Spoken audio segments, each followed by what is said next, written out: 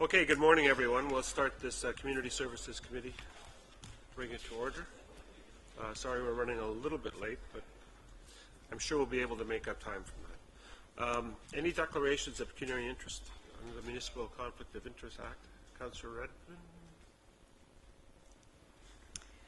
Thank you, Chair Lawrence. On page 48, there's a report dealing with community grants, and one of the groups named who's not getting a grant is Independent Living Centre, and as a member of their board, I'd like to declare indirect conflict of interest. Okay, we can deal with that separately.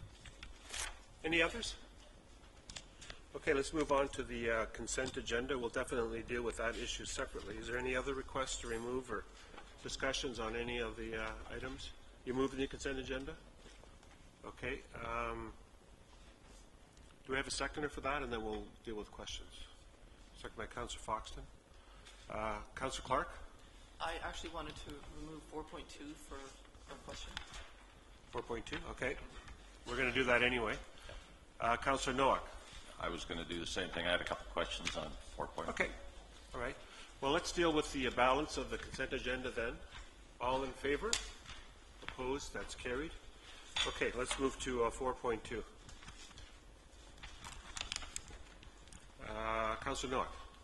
Yes, just a question on the block parent plan. They're not going to receive any funding. Do you anticipate that there'll be some other form of funding for that program, or is that program going to just fade away? Through you, Mr. Chair. We only provide a small amount of money to the block parent program, and the way the report was constructed, the staff evaluated the programs against our principles and values and all of that sort of stuff, plus the strategic plan, and that program didn't fit, hence why it and a number of others came off. There would be no other funding that the region would have available that they could make themselves available to, but they could certainly pursue funding from other sources. Go ahead. What happened there? It's been highly successful, and it's been very successful out in Wellesley Township. I think there's been some reports on that recently, and I'm just wondering if that could be funded through health or through another area. Through you, Mr. Chair, we looked at the programs conjointly with health, but I'm going to move the question to, I believe, Erin Rowles, who is in the who's with us today. She's the manager who was responsible for the review. Yes, we spoke with all of the agencies that we evaluated for the grants, and for those that weren't going to be recommended for a purchase of service agreement, we gave them information about community-based opportunities, and with block parents specifically, we did encourage them to connect with public health to look at some of the opportunities that may exist there. Okay. Thank you. Councillor Mitchell?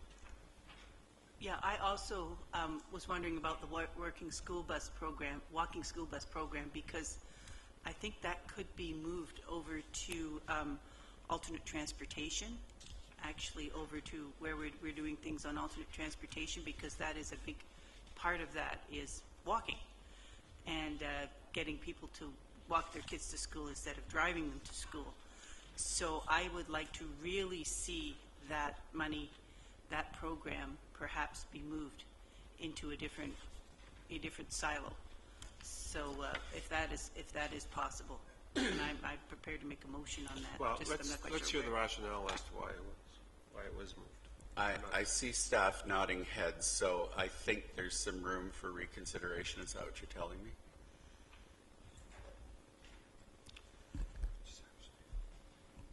So as it's stated in the report, we evaluated the agencies based on whether they aligned with Community Services Department work, which is housing, employment and income support, and children's services. So the program doesn't align with our goals, but we also identified that there were other programs and initiatives within the region of Waterloo that we thought there may be alignment with as well, and we suggested that they make some linkages and connections into those programs as well, public health specifically. Yeah. Yeah, that's great. I would love to hear follow-up on that, what happens, because I think it's a really good program.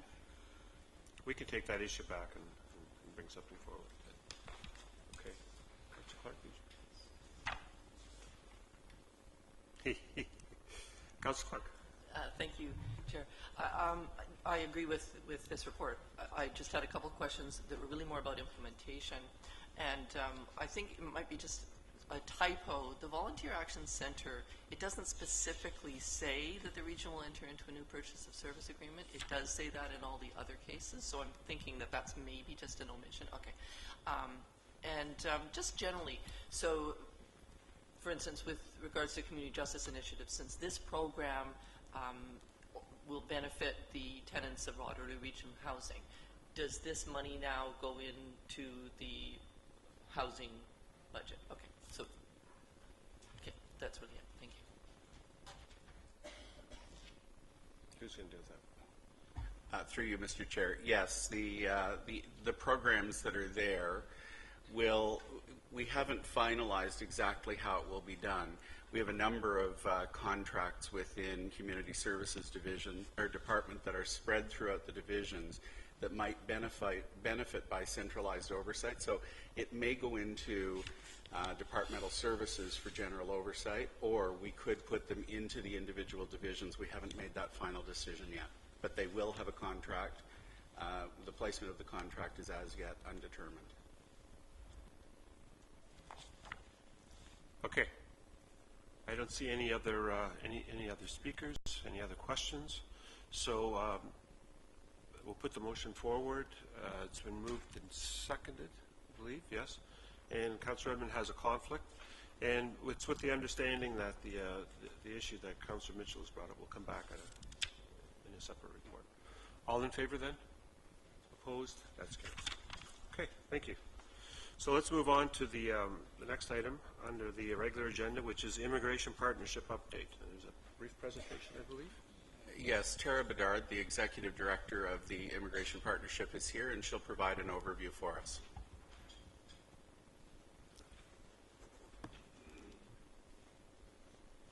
Excellent.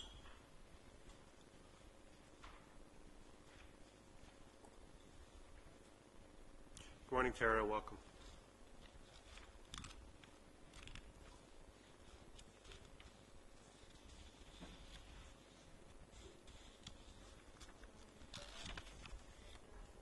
Council and everybody present here today.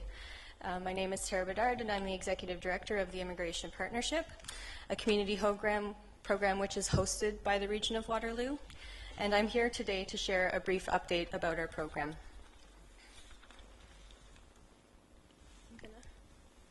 Perfect.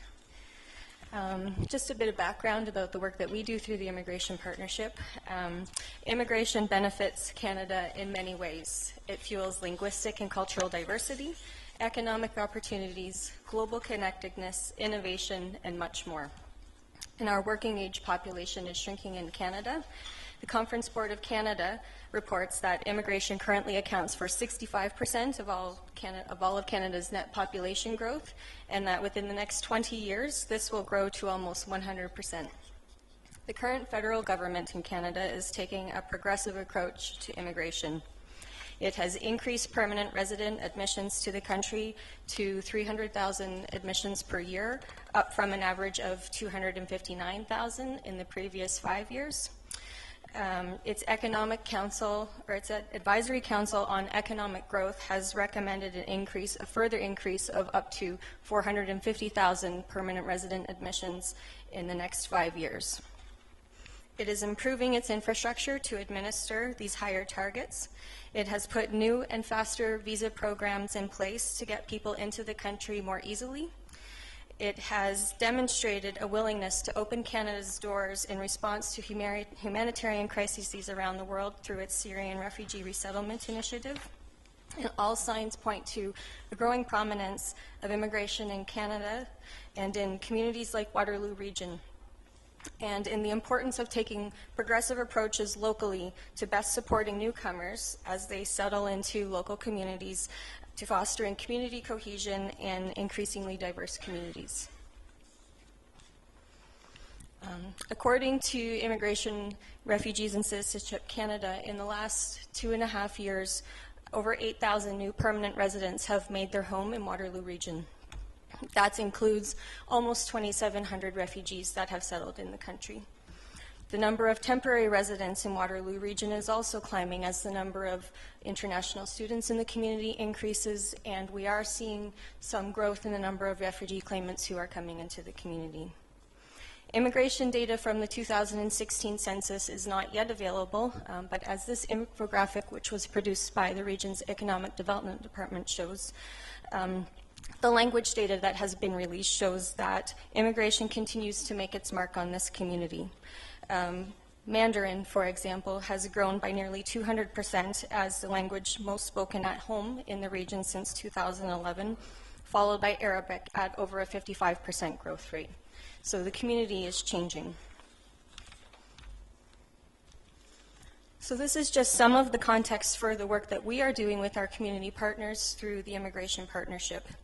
The Immigration Partnership has existed as a community collaborative of multiple community agencies, municipal partners, the business community, educational partners in the community, and many community members since about approximately 2010. Is when the formal launch of the Immigration Partnership started. And at that time, we were building on the previous efforts of organizations in the community through the work of the Waterloo Region Immigrant Employment Network. Our staff team currently includes 2 full-time staff and 4 part-time staff who are working with over 100 people who represent more than 50 organizations, businesses, and area municipalities to foster needed change and development in the community. We do not deliver services directly to newcomers who have moved into the community. Rather, our role through the partnership is to work with organizational partners to facilitate their improved collaboration amongst different services in the community, to facilitate service adaptation in response to changes in the community. We engage new partners as needed, and we engage with the broader community to help raise awareness and foster welcoming attitudes. We educate and raise awareness about newcomer needs in the community, and we advocate for change and resources on behalf of the community. Our work at the partnership is guided by our community action plan, and in the last 3 years, we've done a lot of work through the partnership with all of our community partners. We have made tremendous progress in supporting local organizations to improve the ways in which they work together to best support newcomers in the region. The surveys that we have done of our partners in 2014 and at the end of 2016 indicate huge progress in the way that they believe that they're able to work with other organizations in the community to support newcomers and the ways in which they've been able to adapt their services. We have been helping local employers to bridge their labor force needs by making them more aware of the international talent base that exists in Waterloo Region and how to tap into that by working with many of the community organizations and the employment services in the region. We are engaging partners in initiatives to make Waterloo Region an even more welcoming community. And the history of collaboration through the Immigration Partnership allowed this community to very quickly mobilize and gave rise to the highly effective collaborative community response to the resettlement of over 1,800 Syrian and other refugees in Waterloo Region starting at the end of 2015. In that time, this community and many others across the country were really put to the test in terms of how they would be able to support all of the new people arriving in the communities in a very short amount of time. And I think what we have seen in this community compared to many others is that we have a very solid foundation of collaboration amongst organizations in this community to respond to those kinds of needs as they arise. So the Immigration Partnership program staff and overheads are primarily funded through federal contributions, which have just been extended up until 2020. We recently also concluded negotiations for a base funding top-up in the first fiscal year of that contribution agreement, and we expect similar top-ups for the second and third years of the contribution agreement. We enjoy support from the provincial government, which supports some of the employment-related work that we do with the business community in Waterloo Region. We have some support from the United Way Waterloo Region communities, and we are also deeply appreciative of an annual regional contribution, which we use to support the costs of some of the community initiatives that we are doing with our partners in the community. The extension of our federal and other funding will allow our staff team to continue to work with our community partners to implement our new community action plan, which we just released this year. These are some of the priorities that have been identified by our partners through a collaborative process where we worked with all of our partners over a period of 6 months to set out over the next 3 years the things that we're going to do together to best support the integration of newcomers in Waterloo Region. There's a copy of the full community action plan in your meeting package today. Our ongoing work through the Immigration Partnership will benefit newcomers, organizations, employers, and the wider community in Waterloo Region, and it will support goals set out in the region's strategic plan, in the region's economic development strategy, the direction of the Wellbeing Waterloo Region initiative, and many other initiatives in the community. We wanted to come today to take this opportunity to thank the Region of Waterloo and Regional Council for your ongoing support of the work of the Immigration Partnership, and I'd be happy to answer any questions that you have. Okay, thank you very much, Tara. I think it was a great presentation. Thank you. We do have a couple of questions, and the first is Councillor Jaworski. Wonderful initiative, Tara. You know, when you mentioned international students, it got me thinking about, when I think of Immigration Partnership, I really think about the newcomers who had to come here. Some reluctantly had to leave their homes, and the tagline, settle, work, belong. And if I think about international students, they're coming here, they're going into a residence, they're here to study, and they're with a bunch of other international students. And I know Canada and Australia are the two of the top countries for taking international students. And I think, as we know, our 3 educational institutions are firing on all cylinders with that. What is, from an Immigration Partnership perspective, who are the people primarily responsible for those international students? Is it the students, the student groups at the universities and college systems, or are there other things? Is there more that we could be doing to make sure that these are welcome, that I know they get to stay here, I think, 3 years afterwards, and they're starting companies and that. What can we do to make them more likely to stay in Waterloo Region? Okay. Through you, Mr. Chair, the international student population in Waterloo Region is certainly something that we've been talking more about through the Immigration Partnership. We do have all 3 of the post-secondary education institutions in the region represented through our partnership. And actually, the current chair of our council is from Laurier University in the International Student Office. There has been definitely growth in the number of international students in the region in the last years, and there's a big jump again this year. And there's really a much stronger focus through the federal government on the retention of all of the international students who've come into the country. We have been working in conversations around our tables about how to facilitate better access to some of the settlement services in the community for the students. The universities do a lot to support the international students that come into their institutions, but with all of the other services that are available in the community, help them to access those to really get a handle on, you know, what we're doing to support the retention of those students in the community after they've graduated, and how to get them, you know, more engaged in getting involved in, you know, kind of learning about the business opportunities, the work opportunities in the community. We've started to invite them to some of the employer networking events that we do through the partnership, and encouraging the schools to have them involved in others so that they stay here and make this their home after the time that they've spent studying here. Wonderful. Thank you. Councillor Foxton. Thank you, through the chair. Thank you very much for the presentation. I would love a copy. Years ago, I worked in special education for the Board of Ed, and I mean, probably before you were born, dear. And at that time, the great concern was zero population growth in Canada. And actually, from that time, we have been in a negative population growth. I don't know if people around this table realize what that meant. That would mean the closing of schools and actually a slow decline in our society. Immigration took up that slack. In your first slide, you put 5 million people will retire in the next year. When years ago, and I'm going back again before you were born, 400,000 people retired in 1 year and only 120 came in the workplace. I still believe that the 2008 crunch did not affect Canada as badly because we did not have as many coming into the workplace. Immigration sustains us. I know a lot of people put cute little things on it, like, oh, they bring their wonderful culture and they give us diversity. In reality, they embrace our lifestyle and they sustain our society. And we would be in deep trouble without them. So I think society, Canadian society, has to realize the importance and what they bring to our country. End of lecture. Thank you very much. Wow. Okay. Any more statements? No, I don't see any other questions. So thank you very much, Tara. Thank you for the great work that you do. Thank you. Okay, so there is a recommendation before us. Is someone prepared to move that? Moved by Councillor Redmond, second by Councillor Clark. All in favor? Opposed? That's carried. That's it for the agenda. Any information items or correspondence? I just want to congratulate staff again on this community news they put out for Sunnyside. I think it's excellent, really well done, and I'm sure the residents there enjoy it immensely. Other business? Councillor Redmond?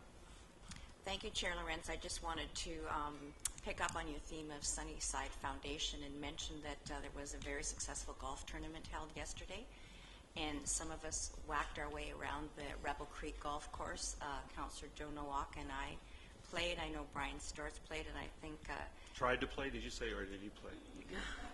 I actually didn't witness him playing, but I heard, and there was a terrific representation by senior staff, and I know Chair Sealing was able to show up at the end of the day for this celebration. So good on everybody who organized that. It was a great day, and boy, if you have control over the weather, Douglas, it's pretty impressive.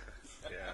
No, that's not happening. And yeah, I'd just like to call on Rod Roger to introduce our new Director of Cultural Affairs. If you could do that, Rod. Yes, absolutely. Thank you, Chair Lawrence. So I'm delighted to be able to introduce Helen Jamiri Russell as our new Director of Cultural Services. She comes to, I guess you're a week in now, 2 weeks in now, and she comes to us from the province of Alberta, where she was the Director of the Alberta Arts Foundation and managed the relationship with the arts community there, and did a lot of work in their art collection and the museum collections at the University of Alberta. So I know that you'll all have a chance to spend some quality time. She's in the process of getting out and seeing the facilities that are included in the portfolio of the division, and we're very excited to have her on board and joining our team. Excellent. Welcome aboard. Chair Sealing. Just based on the comment about the foundation yesterday, I just want to remind Council, and I don't need to, I don't think, but one of the reasons the foundation is somewhat unique but rather important here is that both as a council, we do a lot of extra spending at Sunnyside, plus the work of the foundation allows us to do things that aren't done otherwise. And one of the reasons that's so important to us and why we put this extra effort into it is that if we don't keep the bar high for care, then the bar is lower elsewhere. And so by keeping the bar high and the other nonprofits in the region, we keep the level of care up for the entire community. So it's they help us do that, and they do great work there. And I just want to thank those who came out and golfed. I didn't see you on the winners list anywhere, but your presence was much appreciated. Okay. Duly noted. Excellent. Thank you very much. That's it then. Motion to adjourn by Councillor Jowett, seconded by Councillor Foxton. All in favor? Opposed? That's carried. Thank you.